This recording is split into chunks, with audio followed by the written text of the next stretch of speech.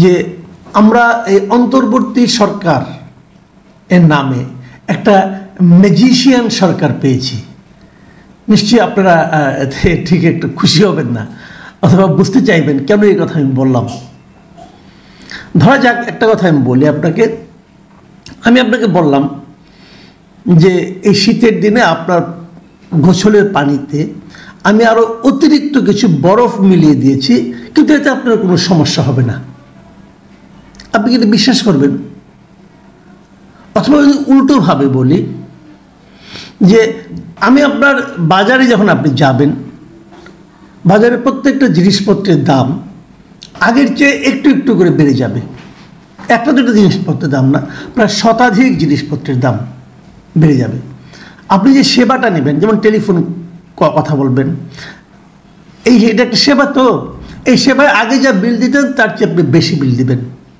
প্রত্যেকটা ক্ষেত্রে আপনার ব্যয় বেড়ে যাবে, কিন্তু আপনার কোনো সমস্যা হবে না। আপনি বিশ্বাস করবেন, যদি কোনো দায়িত্ববান লোক বলে, আমি যদি বলি আমাকে আপনি বলবেন দূর দূর বলে তাড়িয়ে দেবেন যে বেটা তুই কি বুঝস, তুই যেটা মূর্খ। কিন্তু আমি তো দায়িত্ববান ব্যক্তি, আমি একটা ক্ষুদ্র মানুষ, তাই না? যদি কোনো দায়িত্ববান ব্যক্তি যাকে আমরা টাকা পয়সা দিয়ে, বেতন দিয়ে, উচ্চ বেতন দিয়ে একটা উচ্চ গুরুত্বপূর্ণ পদে বসিয়েছি, সেই লোক যখন এই কথা বলবে, তখন তাকে আপনি কী বলবেন? বলবেন ভাই এটা আসলে একজন জাদুকর, সে একজন ম্যাজিশিয়ান। এরকম একটা ম্যাজিশিয়ান সরকার আমরা মনে হয় পেয়েছি এবার। কারণটা হলো সরকার শতাধিক পণ্যে, শতাধিক সেবা খাতে, শতাধিক, কিন্তু একটা দুইটা না, শতাধিক সেবা খাতে ভ্যাট বাড়িয়েছে, মূল্য সংযোজন কর বাড়িয়েছে, ভ্যাট যেটা বাংলায় বলি আমরা, মূল্য সংযোজন কর বাড়িয়েছে, এবং সম্পূরক শুল্ক বৃদ্ধি করেছে বিভিন্ন খাতে। আপনি যে কাপড়টাকে কিনতেন দোকান থেকে তার দাম বেড়ে যাবে, হোটেলে যে খেতেন তার দাম বেড়ে যাবে, মোবাইলে কথা বলতেন সেটার দাম বেড়ে যাবে। এরকম শতাধিক পণ্যে আপনার ব্যয় তারা বাড়িয়ে দিয়েছে। তারপর এই সরকারের প্রধান উপদেষ্টার প্রেস সেক্রেটারি তিনি সংবাদ সম্মেলন করে, প্রেস ব্রিফিং করে বলছেন যে এই শুল্ক কর বৃদ্ধিতে বড় প্রভাব পড়বে না। কেন পড়বে না ভাই? এটা কি বুজুর্গি কেন করেন? এটা ম্যাজিক নাকি রে ভাই? কেন পড়বে না? আমার পয়সা খরচ হবে, বাড়তি খরচ হবে। যে কাজ করতে আগে আমার 10 টাকা লাগতো সেটা করতে এখন 12 টাকা লাগবে। আমার কষ্ট হবে না? আপনি বলছেন কষ্ট হবে না। তো এরা কি জিনিসটা বোঝেন না, নাকি বুঝেও জনগণের সঙ্গে রসিকতা করেন? অথবা হতে পারে যে পরিমাণ ব্যয় বাড়বে, উনি ধরেন আপনার 2-3 লাখ টাকা ইনকাম করেন, সরকার তাকে 1.5-2 লাখ টাকা তো দেয় বেতন, আমার হিসাবে প্রায় 2 লাখ টাকার কাছাকাছি উনি পান, মানে বেতন ভাতা এবং সুযোগ সুবিধা মিলে। তো ওনার কাছে কিন্তু মানে আপনার 5,000 টাকা বাড়লে তেমন কোনো ক্ষতি নেই, উনি ওদের টের পাবেন না। কিন্তু এই দেশের সবাইকে কি ওনার সমান বেতনধারী বলে উনি মনে করেন?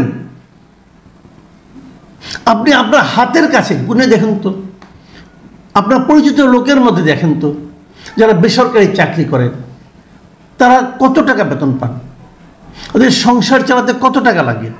সেখানে যদি বাড়তি আরও 6,000 10,000 টাকা যুক্ত হয়, তো উনি কি এটা পাবেন, চালাতে পারবেন? ওনার এই টাকাটা কোত্থেকে আসবে? ওনার অফিসে ওনার বেতন বাড়াবে? সরকার তো ব্যবস্থা করে নিয়েছে। আগের সরকারগুলো প্রত্যেকটা দেশেই দেখা যায়, যখন একটা অগণতান্ত্রিক, যখন একটা স্বৈরাচারী সরকার থাকে, তখন তারা ক্ষমতায় টিকে থাকার জন্য তাদের যারা কর্মচারী, মানে সরকারি কর্মচারীদের নানা ধরনের সুযোগ সুবিধা দিয়ে থাকে। কেন দেয়? যেন তারা তাদের সরকারকে টিকিয়ে রাখে। এই সরকারও তাই করেছে, কিন্তু মহার্ঘ ভাতা বাড়িয়ে দিয়েছে সরকারি কর্মচারীদের, যে তারা তাদেরকে টিকিয়ে রাখবে। এবং কেবল তাই না, তাদের অনুগত লোকদেরকে আনতে, যারা অবসরে গিয়েছিল তাদের সমর্থন পাওয়ার জন্য তাদেরকে ভূতাপেক্ষা পদোন্নতি দিচ্ছে। তাদেরকে প্রতি মাসে এখন পেনশন বাবদ বাড়তি 13 কোটি টাকা সরকারকে খরচ করতে হবে প্রতি মাসে। এককালীন খরচ করতে হবে প্রায় 42 কোটি টাকার মতো। সরকার আমলাদেরকে হাতে রাখার চেষ্টা করছে, সরকার সরকারি কর্মচারীদের হাতে রাখার চেষ্টা করছে, সরকার জনগণকে উপেক্ষা করছে। এর বিপরীতে সরকার ধনিক শ্রেণীকে হাতে রাখার চেষ্টা করছে, ব্যবসায়ীদের হাতে রাখার চেষ্টা করছে। এই সবগুলি বৈশিষ্ট্য মূলত একটা স্বৈরাচারী সরকারের বৈশিষ্ট্য, যেটা নাকি আগের হাসিনা সরকার যে বৈশিষ্ট্যটা তাদের মধ্যে ছিল সেটাই এই সরকারও অনুসরণ করছে। আগের সরকার এরকম দাম বাড়িয়ে বলতো, গ্যাসের দাম বাড়াতো, তেলের দাম বাড়াতো, বাড়িয়ে মন্ত্রীরা নির্লজ্জ বেহায়ার মতো দাঁড়িয়ে বলতো বেড়েছে কিন্তু মানুষের কষ্ট হবে না। আরেক মন্ত্রী বলতো দ্রব্যমূল্য বেড়েছে কিন্তু মানুষের ক্রয় ক্ষমতাও বেড়েছে। এখন এরা বলছে, তাহলে পার্থক্যটা কোথায়? এই প্রশ্নটাকে আমরা করতে পারবো না? আমরা সবাই জানি যে এই যে ভ্যাট ট্যাক্সটা বাড়ানো হয়েছে, অনেকেই বলছে এটা যেটা IMF-এর চাপে বাড়ানো হয়েছে। IMF বলেছে রাজস্ব বাড়াতে, সে প্রসঙ্গে একটু পরে আমি আসছি। কিন্তু এই প্রশ্নটা যখন সেই প্রেস ব্রিফিংয়ে করা হয়েছিল তখন এই শফিকুল আলম মানে প্রেস সেক্রেটারি উনি একটা যুক্তি দিয়েছে। যুক্তিটা আপনাদের আমি একটু পড়ে শোনাই, শুনেন, দেখেন কি কিছু বোঝেন কিনা দেখেন। তিনি বলেছেন, আমাদের এখানে অর্থনীতিবিদরা আছেন, আমরা IMF-এর কথাটাই বা কেন নেব? কারণ IMF-এর কথা তারা কিন্তু নেয় নাই, তাদের অর্থনীতিবিদের কথা নিয়েছে। তারা কি বলছে? তারাও তো বোঝেন কী কাজটা করতে হবে। আমাদের সামষ্টিক অর্থনীতির স্থিতিশীলতা খুবই দরকার। সামষ্টিক অর্থনীতির স্থিতিশীলতা যদি না থাকে তাহলে আপনি নিজেই দেখবেন যে টাকার মান কমে যাচ্ছে। সামষ্টিক অর্থনীতির স্থিতিশীলতা বাড়ানোর জন্য মোট দেশজ উৎপাদনের অনুপাতে রাজস্ব আয়ের পরিমাণ মানে ট্যাক্স GDP রেশিও আর কি বাড়াতে হবে। এটা এমন জায়গায় চলে গেছে এটা টেকসই নয়। ভাই কি বুঝছেন? কিছু বুঝলেন? ওনার কথা কিন্তু ঠিকই আছে, আমি অস্বীকার করছি না, কিন্তু আপনি কি কিছু বুঝতে পারছেন? আমি অত ভালোভাবে বুঝি নাই। কারণটা হলো উনি বইয়ের ভাষায় কথা বলছেন। যখন মানুষের যুক্তি কমে যায়, লজিক কমে যায়, যখন মানুষের লজিকগুলো বাস্তবতার সঙ্গে সঙ্গতিপূর্ণ না হয়, তখন মানুষ এরকম বইয়ের ভাষায় মুখস্থ কথা বলে। ট্যাক্স এবং GDP রেশিও বাড়াতে হবে, এটা আমরাও বুঝি, সবাই বুঝি, যে কোনো সুস্থ অর্থনীতির জন্য এটা বুঝে। এখন ট্যাক্স বাড়ানোর জন্য আপনি সাধারণ জনগণের উপর চাপ দিচ্ছেন কেন? ট্যাক্স বাড়ানোর আর কি কোনো পথ নেই? IMF কি বলে দিয়েছে যে তোমরা পরোক্ষ কর বাড়াও? বলে দিয়েছে যে জনগণের কাছ থেকে, এই গরিব মানুষের কাছ থেকে এইভাবে ট্যাক্স বাড়াই নাও তোমরা? এটা বলেছে? আপনাকে ট্যাক্স বাড়াতে বলেছে, আপনি ট্যাক্স বাড়ান।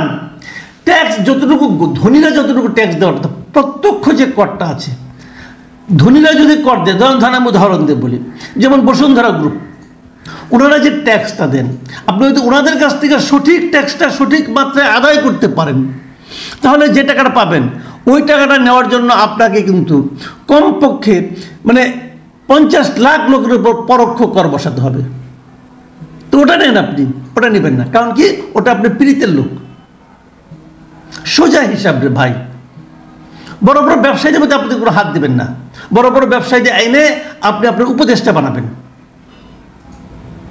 তাদের ওখানে আপনার লোকজনকে নিয়ে বসাবেন তাদেরকে রক্ষা করার জন্য। দেখছি আমরা এগুলো, সেগুলো নিয়ে পরে কথা বলা যাবে।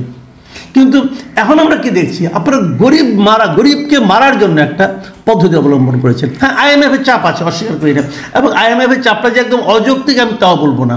রাজস্ব আদায় বাড়তি না হলে পরে দেশ চলবে কী করে? এটা ঠিক আছে, কিন্তু রাজস্বের একমাত্র পথ যে জনগণের কাছ থেকে ট্যাক্স নেওয়া, এটা তো নয় রে ভাই।